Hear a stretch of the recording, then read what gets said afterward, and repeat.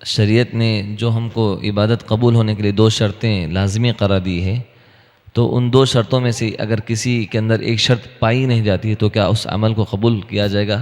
نہیں کیا جائے گا۔ اللہ تعالیٰ قبول کرنے والا ہے، لیکن ظاہری اعتبار سے وہ عمل قبول نہیں ہوگا، کیونکہ شرط کا مطلب ہوگا اذا فات الشرط و فات المشروط۔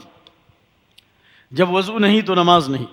لا الہ الا اللہ کا معنی جو جانتا ہو مرتے وقت تو وہ جنت میں جائے گا۔ اس کا مطلب 1,00,000 مرتبہ لا الہ الا اللہ پڑھے اور اس کا علم نہیں تو وہ جنت میں نہیں جائے گا۔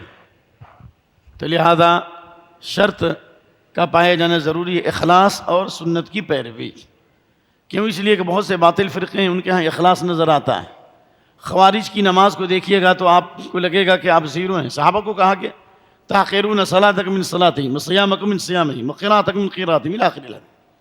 ان کی نمازوں کے مقابلے میں تم کو اپنی نماز حقیر معلوم ہوگی، ان کے روزے کے مقابلے میں تم کو اپنے روزے حقیر معلوم ہوں گے، ان کی قرأت کے مقابلے میں تمہاری قرأت تم کو حقیر معلوم ہوگی۔ کوانٹیٹی میں تم سے زیادہ، بہترین آواز، بہت زیادہ عمل، گری آوازاری بھی، لحاظ زاری بھی ہے۔ آپ کو معلوم ہے باطل فرقوں میں ایسے ایسے عبادت گزار گزرے ہیں کہ آج کل اور سلف میں بھی اس کی مثال بہت کم ملتی ہے۔ یہ غیلان الدمشقی اور اسی طریقے سے معبد الجہنی وغیرہ جو تقدیر کا انکار کرتے تھے، ہے نا، یہ بہت بڑی عبادت گزار تھے۔ حضرت علی رضی اللہ عنہ کا جو قاتل تھا، جی حضرت عبد الرحمن بن ملجم، بہت بڑا عبادت گزار تھا، بہت بڑا قاری تھا، لیکن اس کے باوجود یہ سب انشاءاللہ جہنم کے ایندھن بنیں گے انشاءاللہ۔ اخلاص تو تھا، اخلاص تھا، روتے تھے کہ گڑاتے تھے، لیکن سنت کی پیروی نہیں تھی۔ اور میں نے دیکھا ہے مسجد نبی کے ارد گرد رافضیوں کو اس طرح روتے ہوئے کہ اس کا اگر 0% بھی اگر رونا آ جائے تو ہماری نجات ہو جائے انشاءاللہ، لیکن دنیا میں بھی رو رہے ہیں اور آخرت میں بھی انشاءاللہ یہ روئیں گے۔ تو اس لیے کم من مرید للخیر لن یصیبہ، کتنے ہیں خیر کے چاہنے والے کہ خیر چاہتے ہیں لیکن ان کو خیر ملتا نہیں ہے، ورنہ ان کے اندر بھی اخلاص تھا، جن کو عبداللہ بن مسعود نے دیکھا تھا کنکر پہ تسبیح پڑھ رہے ہیں، اور لمبی چوڑی بھیڑ بھی ہے جو حدیث دارمی میں ہے، ایک صفی۔ لیکن عبداللہ بن مسعود نے اگر وہ عمل صحیح ہوتا تو عبداللہ بن مسعود کنکر سے مار مار کے ان کو کیوں بھگاتے؟ اس لیے کنکر یہ لنگر ہے، کنکر لنگر شنکر یہ سب اسی روٹ کے۔ کنکر کا راستہ یہ لنگر کا راستہ ہے، یہ شنکر کا راستہ ہے۔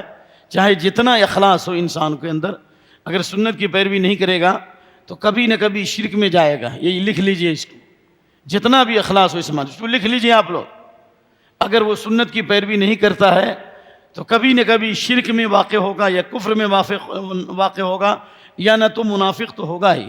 امت مسلمہ کی خشکاں تاریخ، یہ خون ٹپکنے والی تاریخ بتا رہی کہ جتنے باطل فرقے تھے جو خارجی ہو گئے، جہمیہ ہو گئے، معتزلہ ہو گئے، کافروں کی جماعت میں چلے گئے، وہ سب بڑے اخلاص والے تھے، لیکن سنت کی پیروی چھوڑنے کی وجہ سے وہ بھاگ گئے۔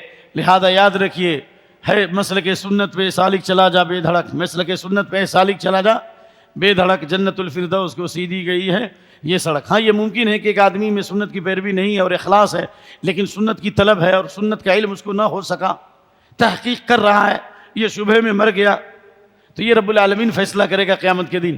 ہم کو اور آپ کو کوئی حق نہیں ہے اس کے اندر کوئی نئی چیز داخل کرنے کا، وہ اللہ فیصلہ کرے گا، اللہ زیادہ جانتا ہے۔ ظاہری اعتبار سے یہی سمجھا جاتا ہے کہ جو آدمی چاہے جتنا اخلاص اختیار کر لے، اگر سنت کی پیروی نہیں کیا ہے تو وہ نجات نہیں ہے۔ اب اگر کسی کی نجات ہوتی ہے تو اس کا عذر اللہ کے یہاں قبول ہوگا کہ نہیں ہوگا، اس کے حالات کے اعتبار سے یہ رب العالمین فیصلہ کرے گا، والعلم عند اللہ۔